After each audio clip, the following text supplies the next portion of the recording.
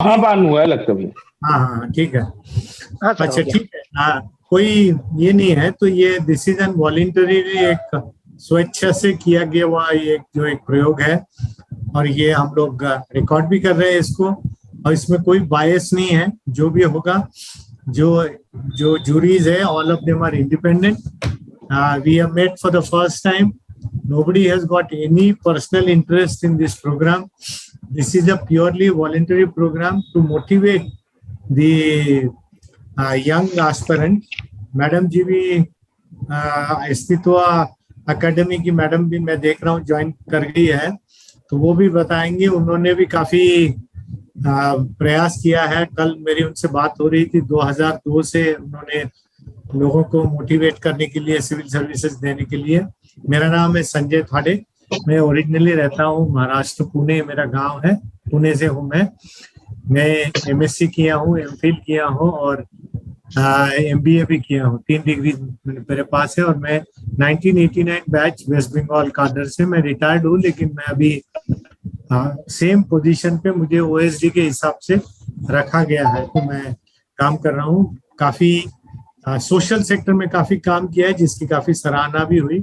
लेकिन अभी हम लोग आपको सुनने के लिए आए, ना कि हमारे बारे में आप लोग सुनने के लिए। बाद में हमको आप मोटिवेट करेंगे। विवेक मौर्य जी यहाँ पे है, जो जस्ट इसी साल यूपीएससी जिन्होंने क्लियर किया है और उनको आईपीएस मिला है। उनका काडर वगैरह बाद में मिलेगा। और मैडम खुद ही जो है, उनका अस्तित्व आईएएस एकेडमी, वो कह रही है कि they have also produced some of the they have produced some successful candidate for UPSC. She will say something about regarding today's small, जो we will not call the tournament or anything, but today's जो प्रयास है उसके बारे में आप लोगों को मिलेगा। तो मैडम जो रूल्स ऑफ द गेम्स है जिसके बारे में आप बताएंगे, ये कोई बहुत बड़ा हम लोग कोई लाइफ एंड डेथ का कोई क्वेश्चन है नहीं। ये एक आप लोगों का कॉन्फिडेंस बढ़ाने के लिए, मोटिवेशन के लिए 2-3 इंपॉर्टेंट चीजें जिसके बारे में मैडम बताएगी। टाइम की पाबंदी वो सब बताएंगी, क्या क्या होगा, कैसे रूल्स ऑफ द गेम होंगे, और हम लोग किस तरह मार्किंग करेंगे उसके बारे में भी मैडम थोड़ी सी आपको कल्पना देगी। Madam, over to you. Thank you.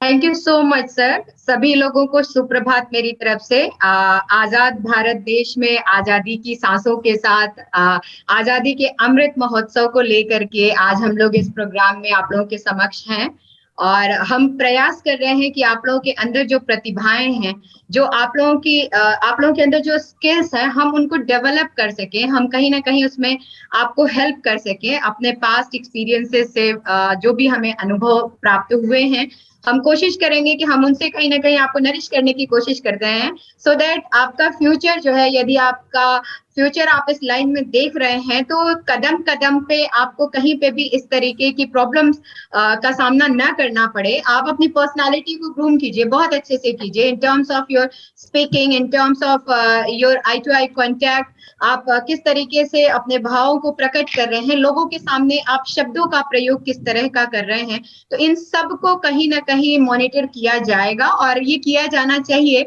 यदि आपको एक एक तरफ से, एक एक जगह से कोई आपको करेक्ट करता है, तो ये आपके लिए बहुत प्राउड मोमेंट होना चाहिए। ये आपके लिए बहुत हर्ष में बात होना चाहिए कि आपको कोई रोकने वाला, कोई टोकने वाला, आपको कोई समझाने वाला है। ठीक है, नॉर्मली आज प्रेजेंट सिनेरियो यदि देखें तो आज ऐसी कोई व्यवस्था नहीं है या कुछ ऐसी जगह नहीं है जहां लोग दूसरे को समझा सके, दूसरे को कह सके।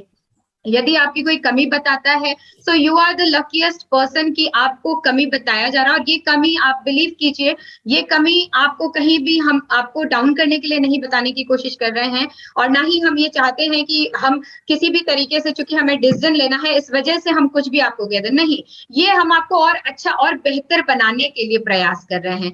तो आज का जैसा कि कार्यक्रम है, स्पीच कॉम्पिटिशन रखा गया है, और आप अपने शब्दों के माया जाल से जो है वो प्रभावित करने की कोशिश करेंगे, ना सिर्फ जजेस को, बल्कि जितने भी लोग यहाँ पे हैं, ग्रुप के अंदर जुड़े हुए हैं, सभी आपको सुनेंगे, सभी आपको समझेंगे, और आपकी जो भी आपकी भावनाएं हैं, जो भी आपकी इमोशंस हैं, बियॉन्ड दिस सेंटेंसेस, और जो भी शब्द आप प्रयोग करेंगे, उन सभी चीजों को एनालाइज करने की कोशिश करेंगे। याद रखिएगा, मार्किंग जो आपकी होगी, जो आप स्पीच देंगे, उस स्पीच को 3 लेवल पे मार्क किया जाएगा। सबसे पहला, अगर पूरा ओवरऑल ओवरऑल मार्किंग की बात करेंगे तो हर बच्चे के लिए 10 नंबर निर्धारित किए गए हैं। 10 मार्क्स आपके लिए जो है वो निर्धारित किए गए हैं। 10 मार्क्स में से आप देखिए कैटेगराइजेशन कैसे कैसे किया गया है।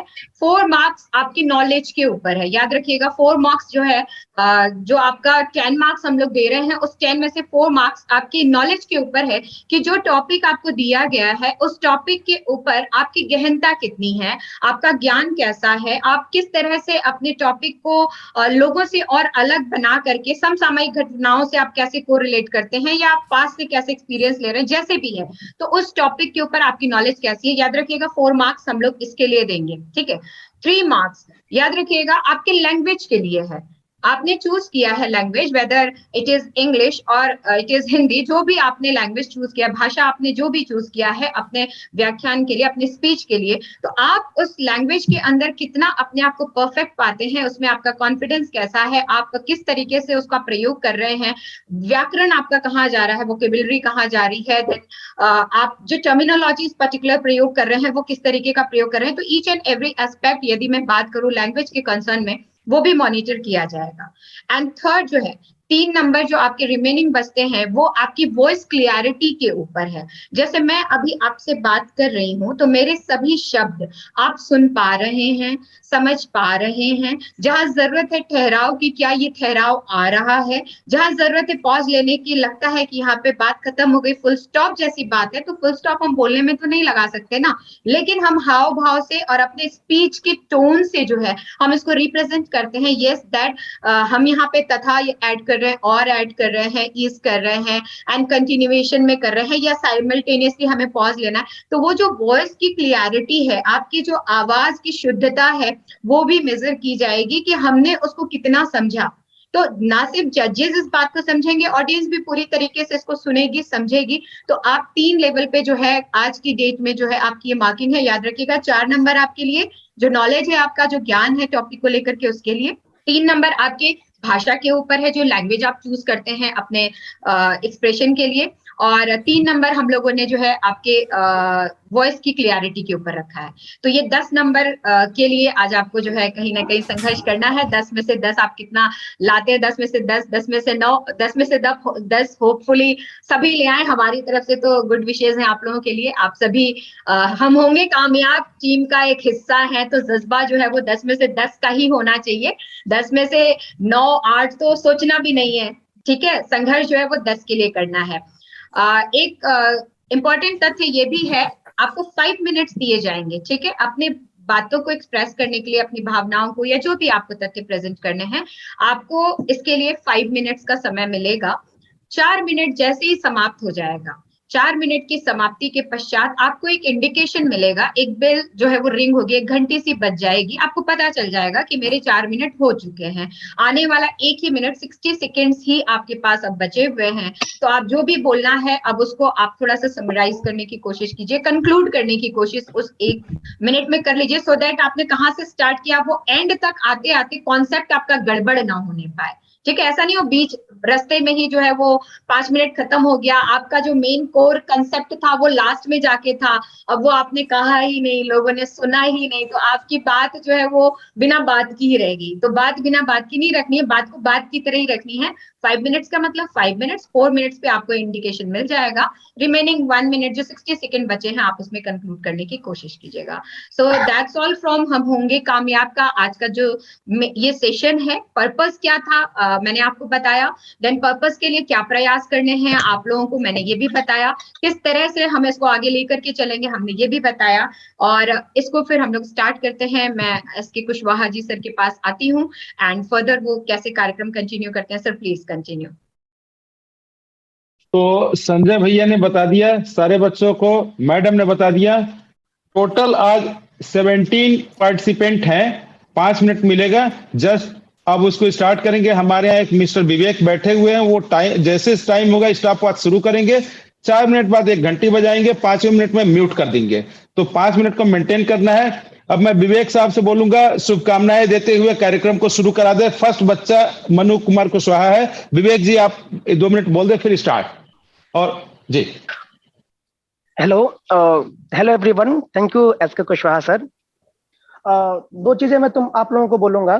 एक इसको आप एक हैक की तरह से ले सकते हो कि आप जब, क्योंकि आपने तैयारी कर ली है कि आपको जो भी बोलना है, स्ट्रक्चर आपने बना लिया है और जो कंटेंट है वो भी आपने उसमें ऑलरेडी डाल लिया है।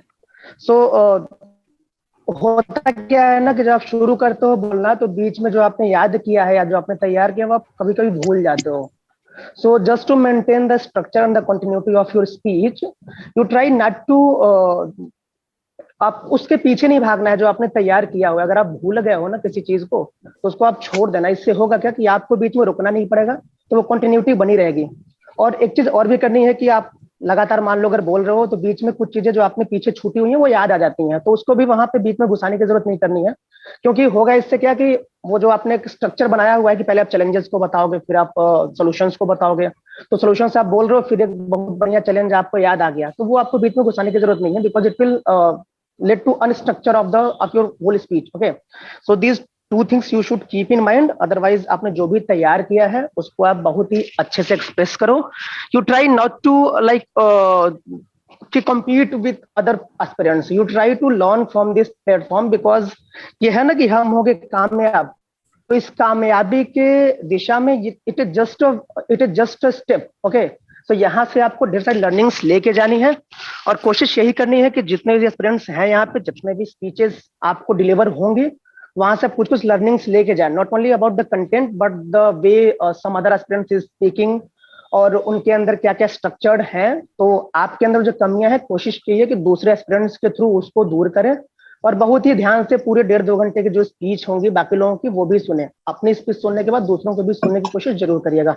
Okay, so I'm calling first aspirant Mannu Kumar Kushwaha. आप हैं, अवेलेबल हैं? जी sir. Just give me confirmation. Okay, so all the very best Manu, go ahead.